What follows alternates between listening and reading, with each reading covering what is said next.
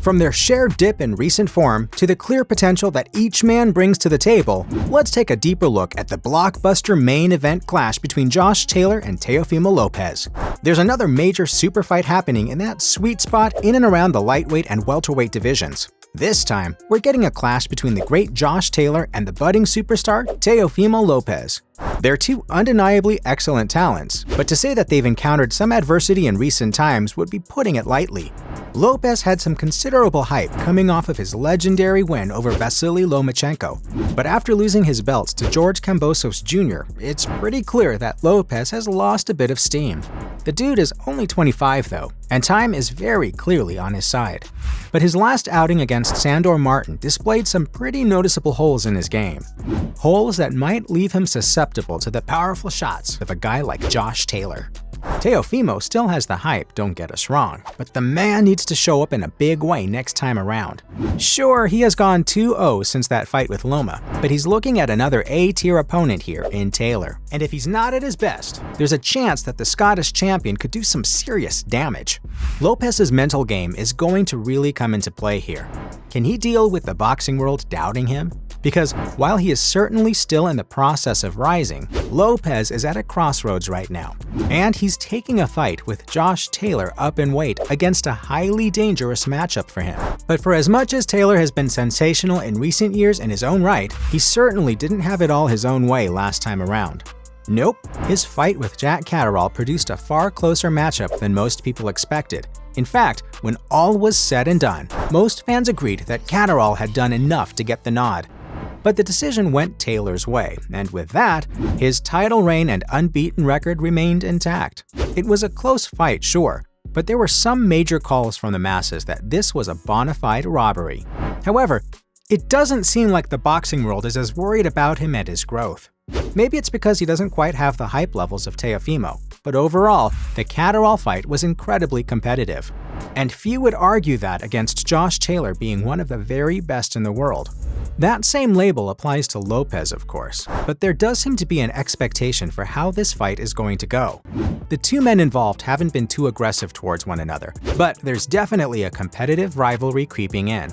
This is a clash that holds quite a lot of weight for both men, and the spoils of war for the victor could truly be massive. Taylor is a fighter who was very much in his prime, and despite the asterisk that stands beside his last win, he remains one of the most formidable fighters in the sport, a guy who will have a wealth of options in the future if he can get past a highly regarded fighter like Teofimo. Lopez, on the other hand, gets put under the microscope quite a lot, and he invites this pressure onto himself. His larger-than-life personality and love of the spotlight ensures that the fans are split down the middle on him. One man who has always been critical of him, within reason, is the great Teddy Atlas. Speaking of Lopez, Atlas attempts to add so much needed context to Teofimo's form.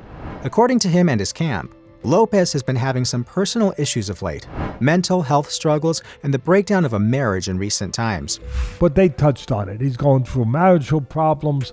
He just got married. Now he's not married anymore. He's been obviously was dealing with his first loss, which is always very difficult. This all feeds back into the clear pressure that the boxing world places on this young man's shoulders. And of course, all of this context won't matter at all once round one begins against Taylor, but it certainly does help in painting a more vivid picture of this man on this current stretch. Losing your title and hitting a rough patch at the age of 24 or 25 is tough. And next, we hear from the man who stole Lopez's belt with an excellent performance, George Kambosos Jr. Interestingly, despite having spent time in the ring with Teofimo, Kambosos seems far more interested in Josh Taylor's progression and how he looks when he comes back. Because even if his last fight was close and controversial, Kambosos believes that we're about to see a version of Taylor that has a real fire lit within him. And with an eye on his own future, we're certain that George will be very, very interested in that fight whenever it becomes available. Lopez against Josh Taylor. Josh Taylor, yeah. Look, I like Josh a lot, man. Really good guy, and a great fighter. And I know people forget because of what happened in the Catterall fight, but it was a very close fight as well. Next up, we go to a former coach of Taylor's, Shane McGuigan, a man who trained Taylor up to 2020, along with several other major figures in the boxing world. In his opinion, Lopez showed too many holes in his defense last time against Sandor Martin, and as a result, McGuigan just doesn't seem to trust his ability to avoid damage. Not only does he think his former fighter will get the job done, but he also sees a stoppage on the cards. Yes, he got dropped by Jack Catterall, but trust me, I know how good that guy's chin is. And his hand defenses are great. I just think it's a fight that Josh is gonna win. He might look ropey for the first 5-6 rounds, and then he'll get into his stride, and I think he could stop him. Taylor has a mean ability to punch on the counter, so perhaps Shane McGuigan is onto something. It's hard to know just how devastating a loss by KO would be for a fighter in Lopez's position. Sure, time is on his side, but you really do have to start making moves in this division, because there are a number of very talented young fighters mixed in with a collection of insanely good veterans, and a lot of them command big numbers at the pay-per-view gate. Now is not the time for Teofimo to be figuring things out. Nope, the race is on, and if he loses here, there is a risk that he begins to fall very far behind. But who knows? Boxing is indeed a complicated sport. Next up, we go to one of the biggest names in the business, Gervonta Davis. In fact, Davis's name is so big, so beyond this fight, that he admits that he has never actually watched Josh Taylor fight. It's a pretty funny outcome to the usual prediction question. But there you go. What we do know is that Tank has sparred with Teofimo in the past, prior to Lopez's career-altering win over Lomachenko. But as far as being tied down to a solid prediction is concerned, Gervonta Davis simply doesn't have the data for this one, folks. One man who most certainly does have the data is the former world champion Regis Prograis.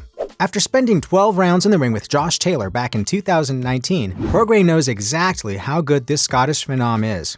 Taylor was actually the one to steal away all of Regis's titles at that point, and despite going 4-0 in the time since with 4 straight knockouts, Regis has yet to find his way back into a matchup with the champ. He did, however, pick up a WBC light welterweight title last time around, and in this interview, he makes it clear that he wants the winner of this fight. So, who does he back to get the job done? Well, it's got to be Josh Taylor, of course. Like the vast majority of people picking for the fight, Prograis just sees Taylor as the more refined talent, the better overall fighter, and he joins the overwhelming majority in backing him to defend his crown. Could we be looking at Taylor versus Prograis 2 before long? Well, if June 10's matchup plays out the way most people expect, we could very well see these two divisional greats collide once again. But let's not forget that most people counted out Teofimo Lopez prior to his bout with the great Vasily Lomachenko. Fans have made the mistake of sleeping on this man before, and by the sounds of things, the entire world of boxing is doing the same thing again. Will their lack of faith be in vain?